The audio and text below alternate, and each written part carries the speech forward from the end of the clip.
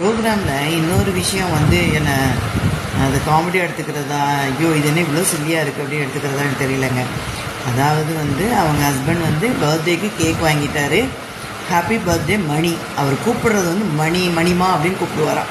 But அது happy birthday மணின்னு எழுதிட்டாராம். Birthday அன்னைக்கு கிஃப்ட் பண்ணணும்னு சொல்லிட்டு கேக்கை வாங்கி ஃப்ரிட்ஜிலலாம் வச்சுருக்காரு. பார்த்துட்டு இருந்தாங்களாம். ஒரே சர்ப்ரைஸாக ஓப்பன் பண்ணி பார்த்தாங்களாம். அதில் மணிமான் இல்லை மணின்னு இருந்துச்சான். அதுக்காக ஒரு வாரம் பேசாமல் இருந்தாங்களாம். எனக்கு அது ஷாக்கிங் ஆகிட்டு, நமக்கெல்லாம் பர்த்டே எப்போ நம்ம ஏன் பிறந்தோங்கிற அளவுக்கு ஃபீல் பண்ண வைப்பாங்க. சரி ஓகே, ஏதோ ஒரு வாழ்கிறோம், விஷ் பண்ணாலே நமக்கெல்லாம் சந்தோஷம். இது மணிமான்னு எழுதலைங்கிறதுக்கு நான் ஒரு வாரமாக அவர்கிட்ட பேசலைங்கிறதுலாம் இட் இஸ் டூ மச்ன்னு தோணுச்சுங்க. இதெல்லாம் எனக்கு ஹஸ்பண்ட் அப்படி எழுதுனாதான் அன்பு இருக்கா, எழுதுனாதான் காதலா, எழுதுனாதான் லவ்வா? கேர்ள்ஸ் இப்படி இருக்காதீங்க. அதெல்லாம் வேஸ்ட்டு. உங்களை புரிஞ்சிக்கிறாரா, அன்பாக இருக்காரா, ரெஸ்பெக்டாக